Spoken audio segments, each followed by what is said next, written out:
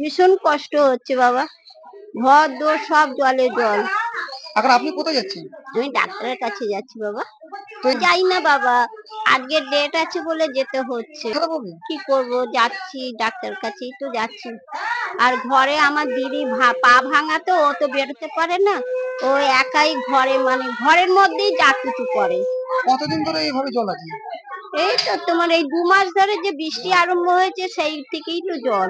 এর আগে কি এরকমটা জল জমতো? না, আগেও জল জমেছে কিন্তু কমে যেত। এবারও জল হয়েছে এই 2 দিন, আমি ঝাঁট দিয়ে জল বের করে দিচ্ছি, কিন্তু কালকের জলে একেবারে 1 হাঁটু হয়ে গেছে। হ্যাঁ, হচ্ছে তো তাই। জলটা কেন কমছে না কিছু জানেন? সেটা জানি না বাবা। এখানে কোনো পঞ্চায়েত বা কোনো বিধায়ক কোনো কাজ না, আমি কোথাও যাই না। না, তারা করে না, কেন করে? তারা না করলে সব জল কমে কি করে বাবা? তারা তো নিশ্চয়ই করে। আমার নাম মিনু মন্ডল। কতদিন ধরে আছে?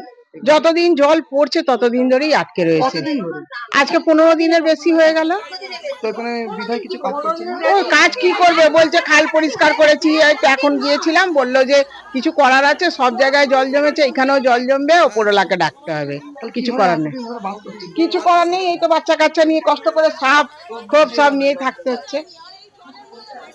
তাহলে এটা তো পানি তো মানে বিষাক্ত জিনিস হয়ে গেছে। আপনারা দেখে বলুন না যে পানিটা বিষাক্ত হয়েছে কি না হয়েছে।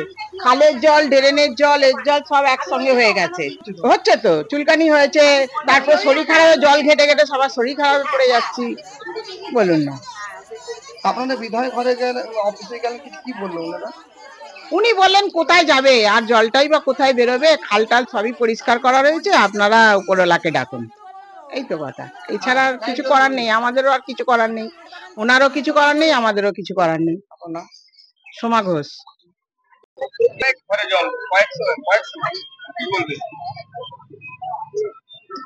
প্রথমে বলি, যে জায়গায় জল উঠেছে সেগুলো এক সময় চাষের জমি ছিল, সেগুলোতে এখন বাড়ি হয়েছে।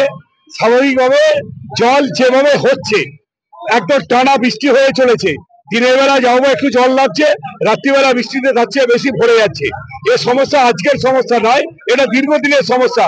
তবুও আমরা আমাদের পঞ্চায়েত এবং আমাদের বিধায়কের তহবিল থেকে আমরা খাল না সংস্কার করে জল আমরা বার করেছিলাম। গত বছরে একটুও জল দাঁড়ায়নি। এবছরে যেভাবে প্রকৃতি ঝেলে দিচ্ছে, সারা পশ্চিমবাংলার সাথে আমার ষোলভাবে বৃষ্টি হচ্ছে।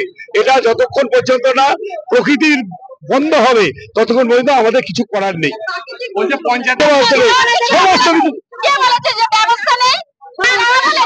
পঞ্চায়েত থেকে খাবার দেওয়া থেকে আরম্ভ করে সমস্ত কিছু করছে, এবং ইতিমধ্যে আমি পিআইসি কে জলের ব্যবস্থা করতে বলেছি। আগামী দিন সবার বাড়ি বাড়ি জল পর্যন্ত পৌঁছে যাবে, সমস্ত ব্যবস্থা আছে।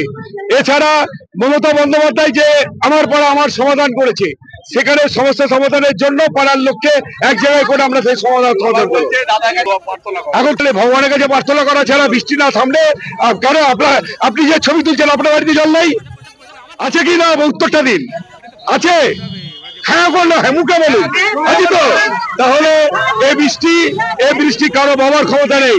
গ্রাম শহর সব জায়গাতে জলে জলারণ্য। প্রকৃতি থামলে তখন সবকিছু হয়ে যাবে।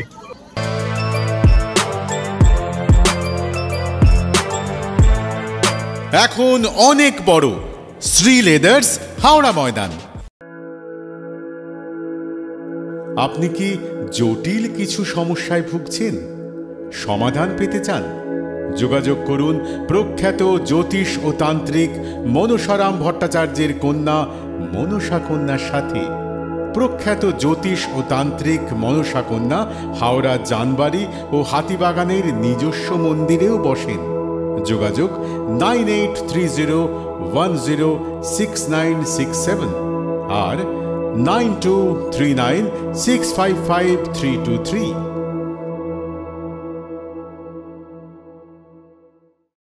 কলার তুলে নয়, বুক চিতিয়ে চলা।